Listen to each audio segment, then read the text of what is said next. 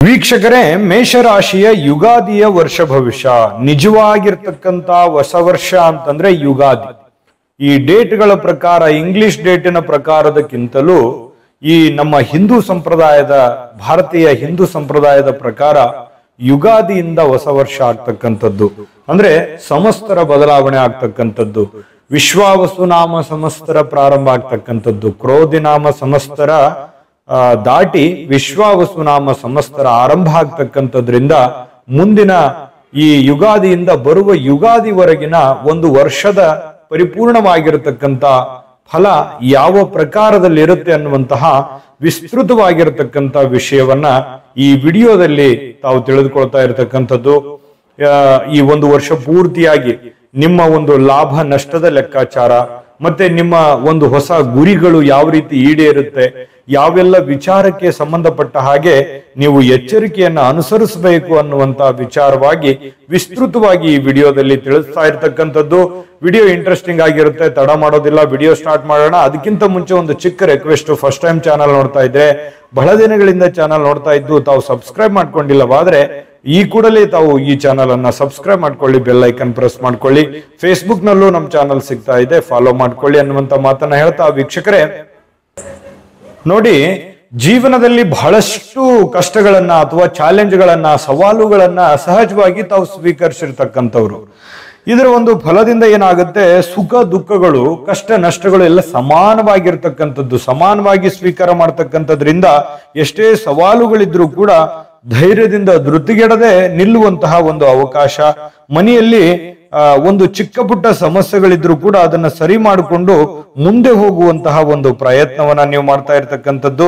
ಕೆಲವೊಮ್ಮೆ ಒಂದು ಒಳ್ಳೆಯ ಸಂತೋಷದ ವಾತಾವರಣ, ಕೆಲವೊಮ್ಮೆ ವಿರಸಗಳು, ಕೆಲವೊಮ್ಮೆ ಹಣಕಾಸಿನ ತೊಂದರೆಗಳು, ಎಲ್ಲೋ ಒಂದು ಕಡೆಯಿಂದ ದುಡ್ಡು ಬಂದ್ಬಿಡೋದು. ಆಮೇಲೆ ಈ ರೀತಿಯಾಗಿ ಏರಿಳಿತಗಳ ಮಧ್ಯದಲ್ಲಿಯೂ ಕೂಡ ಒಂದು ಒಳ್ಳೆಯ ಫಲ ಅನ್ನುವಂಥದ್ದು ನಿಮಗೆ ಸಿಗ್ತಕ್ಕಂಥದ್ದು. ದೇಹದಲ್ಲಿ ಕೆಲವೊಂದು ಆಯಾಸ ಆದಂತಹ ಒಂದು ಭಾವನೆಗಳಿದ್ರೂ ಕೂಡ ಲವಲವಿಕೆಯಿಂದ ಓಡಾಡ್ತಕ್ಕಂಥದ್ದು, ಲವಲವಿಕೆಯಿಂದ ಕೆಲಸ ಕಾರ್ಯಗಳನ್ನ ಗುರುವಿನ ಪ್ರಭಾವದಿಂದ ಮಾಡ್ತಕ್ಕಂಥದ್ದು. ಸ್ವಲ್ಪ ಆಗಾಗ ಆರೋಗ್ಯದ ಬಗ್ಗೆ ಸ್ವಲ್ಪ ಜಾಗರೂಕರಾಗಿರ್ತಕ್ಕಂಥ ಪ್ರಯತ್ನವನ್ನ ಮಾಡ್ಕೋಬೇಕು. ಮನಸ್ಸಿಗೆ ಏನೋ ಒಂಥರ ಧೈರ್ಯ, ಹಠ, ಹುಂಬುತನ, ಒಂದು ಏನೋ ಒಂದು ಮಾಡಬೇಕು ಅನ್ನುವಂತ ಒಂದು ಛಲ ನಿಮ್ಮಲ್ಲಿರ್ತಕ್ಕಂಥದ್ದು. ಆ ಛಲ ನಿಮ್ಮನ್ನ ಗೆಲುವಿನೆಡೆಗೆ ಒಯ್ಯುವಂತಹ ಸಾಧ್ಯತೆಗಳು ಕಂಡು ಬರ್ತಾ ಇರತಕ್ಕಂಥದ್ದು. ಒಂದು ಮನಸ್ಸಿನಲ್ಲಿ ಕೆಲವೊಂದು ಚಿಂತೆಗಳಿರುತ್ತೆ, ಏನೋ ಒಂಥರ ಚಿಂತೆ, ಆಗುತ್ತಾ ಆಗಲ್ವಾ, ನಾವು ಅಂದುಕೊಂಡಂತ ಕಾರ್ಯಗಳಲ್ಲಿ ಯಶಸ್ಸಾಗುತ್ತಾ ಇಲ್ವಾ ಅನ್ನುವಂತ ಒಂದು ಚಿಂತೆಗಳು ಇರುತ್ತೆ.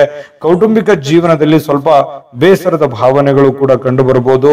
ಈ ದುಷ್ಟ ಜನರಿಂದ ಸ್ವಲ್ಪ ದೂರ ಇರುವಂತಹ ಪ್ರಯತ್ನವನ್ನ ನೀವಿಲ್ಲಿ ಮಾಡ್ಕೋಬೇಕಾಗತ್ತೆ. ಆಸ್ತಿಯ ವಿಚಾರಗಳಲ್ಲಿ ಸ್ವಲ್ಪ ಬಂಧು ಬಾಂಧವರ ಮಧ್ಯದಲ್ಲಿ ಸ್ವಲ್ಪ ಕೆಲವೊಂದು ವಿಚಾರಕ್ಕೆ ಸಂಬಂಧಪಟ್ಟಂತ ಎಚ್ಚರಿಕೆ ಇರಬೇಕು. ಈ ವರ್ಷದಲ್ಲಿ ಯಾವುದೇ ಒಂದು ಸಹಿ ಮಾಡ್ತಾ ಇದ್ದೀರಾ ಅಥವಾ ಯಾವುದೇ ಒಂದು ವ್ಯವಹಾರಗಳನ್ನ ಮಾಡ್ತಾ ಇದ್ರು ಕೂಡ ಸ್ವಲ್ಪ ಗಮನ ಹರಿಸಿದ್ರೆ ಒಳ್ಳೆ ಲಾಭ, ಒಳ್ಳೆ ಅನುಕೂಲತೆಗಳು ಕಂಡು ಬರುವಂತದ್ದು. ಈ ಸ್ಥಿರಾಸ್ತಿಯ ವಿಚಾರಗಳಲ್ಲಿ ಸ್ವಲ್ಪ ಒಂದಿಲ್ಲೊಂದು ಗೊಂದಲಗಳಿರುತ್ತೆ. ಆ ಗೊಂದಲಗಳನ್ನ ಸರಿ ಮಾಡಿಕೊಳ್ಳುವಂತ ನಿಟ್ಟಿನಲ್ಲಿ ಪ್ರಯತ್ನಗಳು ನಿರಂತರವಾಗಿರ್ತಕ್ಕಂಥದ್ದು ಕಂಡು ಬರುತ್ತೆ.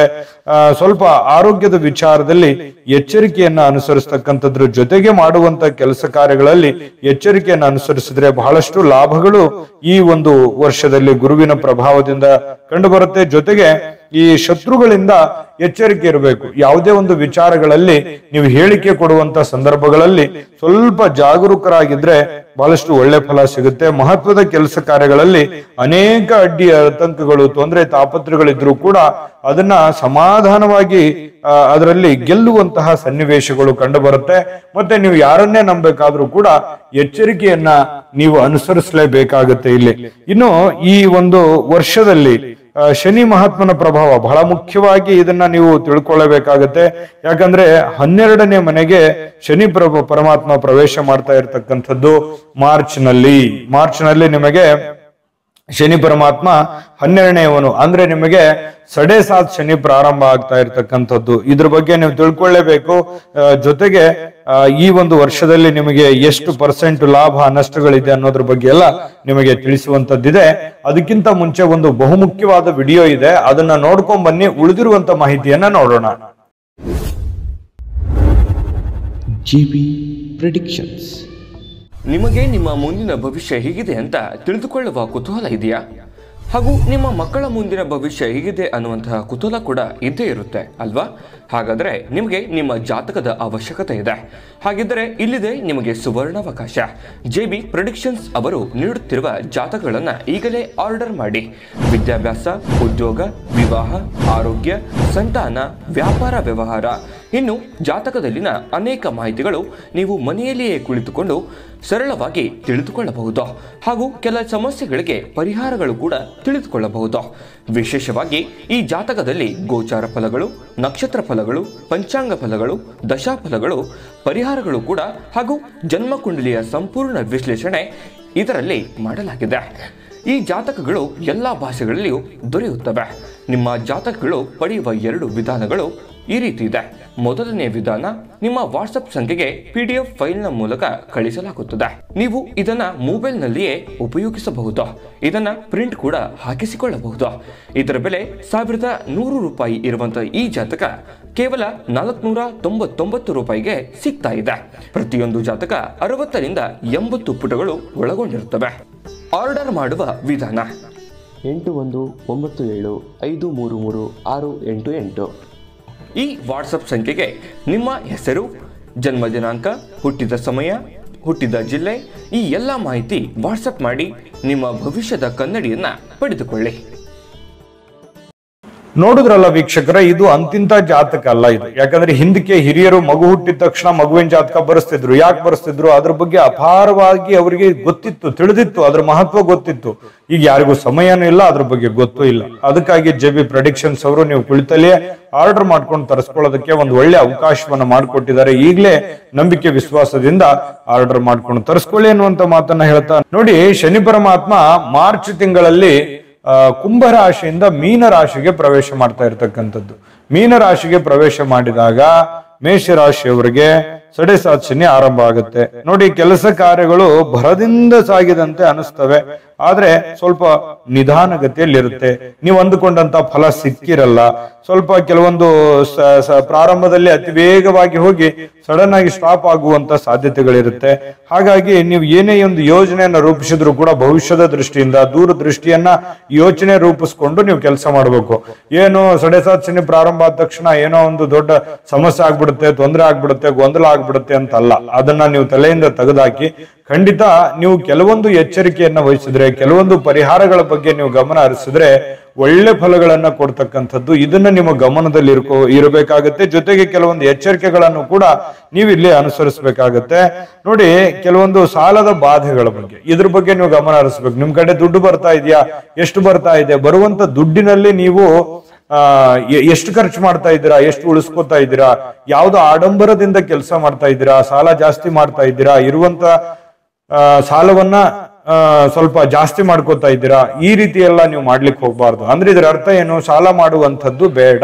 ನಿಮ್ಗೆ ಎಷ್ಟಿದೆ ಅಷ್ಟರಲ್ಲೇನೆ ಹಾಸಿಗೆ ಇದ್ದಷ್ಟು ಕಾಲ್ ಚಾಚುವಂತ ಪ್ರಯತ್ನ ಮಾಡ್ಕೋಬೇಕು. ಜೊತೆಗೆ ನಿಮ್ಮ ಹತ್ರ ದುಡ್ಡಿದೆಯಾ, ಏನೋ ಒಂದು ಮಾಡ್ತಾ ಇದ್ದೀರಿ ಅಂತಂದ್ರೆ ವ್ಯಾಪಾರ ವಹಿವಾಟಿನಲ್ಲಿ ನೀವು ಗಮನ ಹರಿಸ್ಬೇಕು. ಜೊತೆಗೆ ಏನಾದ್ರೂ ವ್ಯವಹಾರ ಮಾಡ್ತಾ ಇದ್ದೀರಿ ಅಂತಂದ್ರೆ, ಅಥವಾ ಯಾವ್ದೋ ಸಹಿ ಮಾಡ್ತಾ ಇದ್ದೀರಿ, ಅಥವಾ ಏನೋ ಅಗ್ರಿಮೆಂಟ್ ಮಾಡ್ತಾ ಇದ್ದೀರಿ, ಏನೋ ಆಸ್ತಿ ಸೇಲ್ ಮಾಡ್ತಾ ಇದ್ದೀರಿ, ಪರ್ಚೇಸ್ ಮಾಡ್ತಾ ಇದ್ದೀರಿ, ಯಾರಿಗೂ ದುಡ್ಡು ಕೊಡ್ತಾ ಇದ್ದೀರಿ, ಇದ್ರ ಬಗ್ಗೆ ನೀವು ಗಮನ ಹರಿಸ್ಬೇಕಾಗುತ್ತೆ. ಇಲ್ಲಿ ಸ್ವಲ್ಪ ಹಣಕಾಸಿನ ವಿಚಾರಕ್ಕೆ ಸಂಬಂಧಪಟ್ಟಂಗೆ ಈ ಶತ್ರುಗಳ ಬಗ್ಗೆ ಏನು ಕಾಮೆಂಟ್ ಮಾಡ್ಲಿಕ್ಕೆ ಹೋಗ್ಬೇಡಿ, ಏನು ಓಪನ್ ಆಗಿ ಹೇಳಲಿಕ್ಕೆ ಹೋಗ್ಬೇಡಿ. ನೀವಾಯ್ತು, ನಿಮ್ ಕೆಲಸ ಆಯ್ತು, ಸುಮ್ನೆ ಹೋಗ್ತಾ ಇರಿ.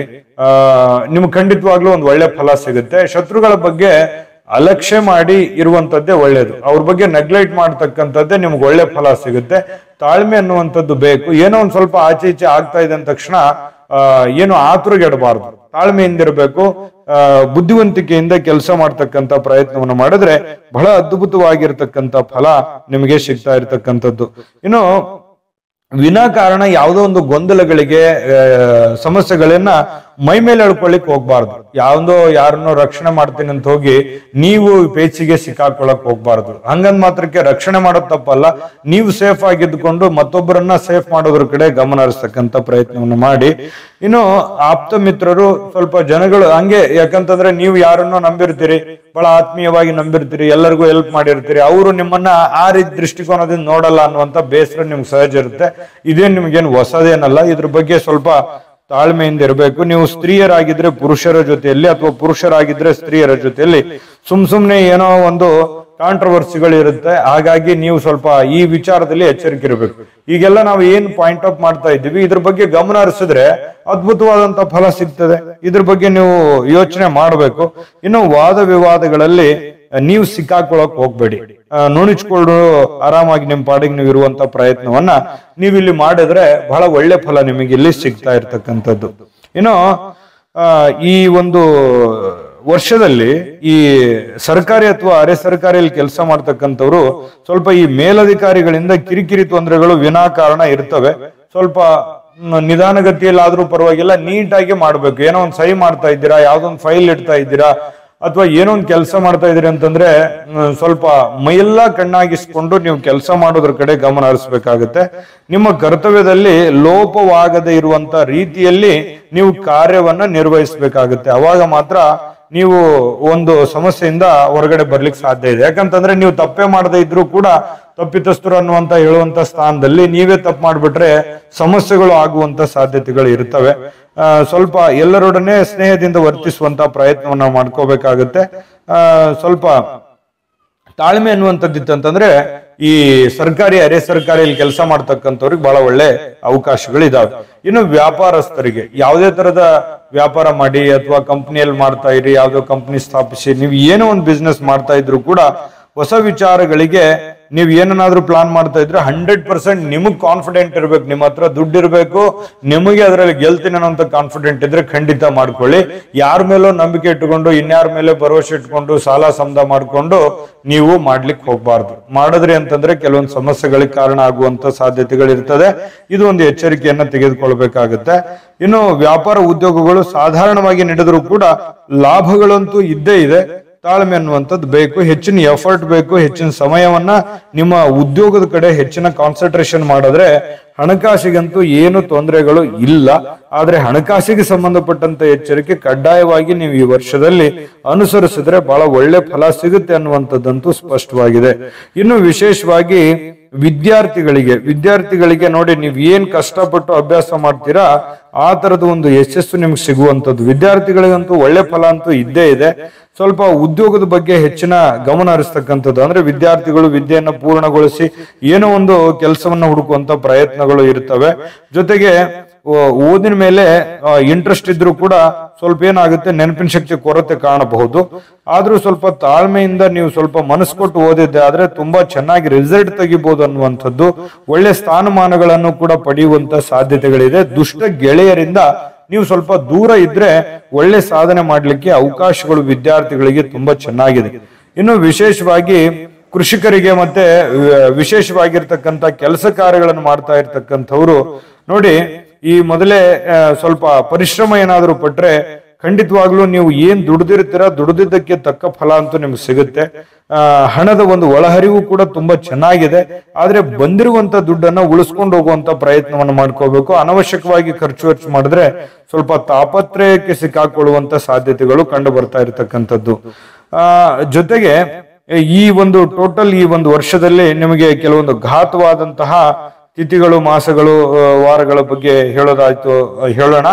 ಅದಕ್ಕಿಂತ ಮುಂಚೆ ಈ ವಿಡಿಯೋ ನಿಮಗೆ ಹೇಗೆ ಅನಿಸ್ತು ಅನ್ನುವಂಥದ್ರ ಬಗ್ಗೆ ನಿಮ್ಮ ಅಮೂಲ್ಯ ಅಭಿಪ್ರಾಯ ಕಾಮೆಂಟ್ ಮಾಡಿ. ಜೊತೆಗೆ ವಿಡಿಯೋದ ಕೆಳಗಡೆ ಡಿಸ್ಕ್ರಿಪ್ಷನ್ ಅಲ್ಲಿ ಲಿಂಕ್ ಇದೆ, ಅಲ್ಲೂ ಕೂಡ 12 ರಾಶಿಯವರ ಯುಗಾದಿ ವರ್ಷ ಭವಿಷ್ಯದ ಒಂದು ಫಲದ ಲಿಂಕ್ ಸಿಗುತ್ತೆ. ನಿಮಗೆ ಇಷ್ಟವಾಗಿರ್ತಕ್ಕಂಥದ್ದನ್ನ ನೋಡಿಕೊಂಡು ತಿಳ್ಕೊಳ್ಳಿ ಅನ್ನುವಂತ ಮಾತನ್ನ ಹೇಳ್ತಾ, ವೀಕ್ಷಕರೇ, ಈ ವರ್ಷದಲ್ಲಿ ನಿಮಗೆ ಈ ಕಾರ್ತಿಕ ಮಾಸ 1, 6, 11ನೇ ತಿಥಿಗಳು ಮತ್ತೆ ರವಿವಾರ ಮತ್ತೆ ಮಘ ನಕ್ಷತ್ರ ಇವು ಘಾತಕ ಆಗ್ತವೆ. ಈ ಸಮಯಗಳನ್ನ ಬಿಟ್ಕೊಂಡು ನೀವು ಒಂದು ಒಳ್ಳೆ ಕೆಲಸ ಕಾರ್ಯಗಳನ್ನ ಮಾಡ್ಕೊಳ್ಳಿ. ಖಂಡಿತವಾಗಿಯೂ ಒಂದು ಒಳ್ಳೆ ಫಲ ಅನ್ನುವಂಥದ್ದು ಸಿಗುತ್ತೆ. ಒಳ್ಳೆ ಫಲಗಳು ಸಿಗಲಿ, ಎಚ್ಚರಿಕೆಗಳನ್ನೆಲ್ಲ ಅನುಸರಿಸಿ ಜೊತೆಗೆ ದೈವ ಕೃಪೆಗೆ ಪಾತ್ರವಾಗುವಂತಹ ಕೆಲಸಗಳನ್ನ ಮಾಡಿ, ಕಾಯಕವೇ ಕೈಲಾಸ ಅನ್ನುವಂತ ರೀತಿಯಲ್ಲಿ ನೀವು ಸ್ವಲ್ಪ ತಾಳ್ಮೆಯನ್ನ ವಹಿಸಿ ಕೆಲಸದ ಕಡೆ ಫೋಕಸ್ ಮಾಡಿದ್ರೆ ಒಂದು ಒಳ್ಳೆ ಸಾಧನೆ ಮಾಡ್ಲಿಕ್ಕೆ ಅವಕಾಶ ಇದೆ. ಒಳ್ಳೇದಾಗ್ಲಿ. ತಾಯಿ ಅನ್ನಪೂರ್ಣೇಶ್ವರಿ ಒಳ್ಳೆ ಫಲಗಳನ್ನ ಕೊಟ್ಟು ಕರುಣಿಸಲಿ ಅಂತ ಪ್ರಾರ್ಥನೆ ಮಾಡ್ಕೊಳ್ತಾ, ಸರ್ವೇ ಜನಃ ಸುಖಿನೋ ಭವಂತು.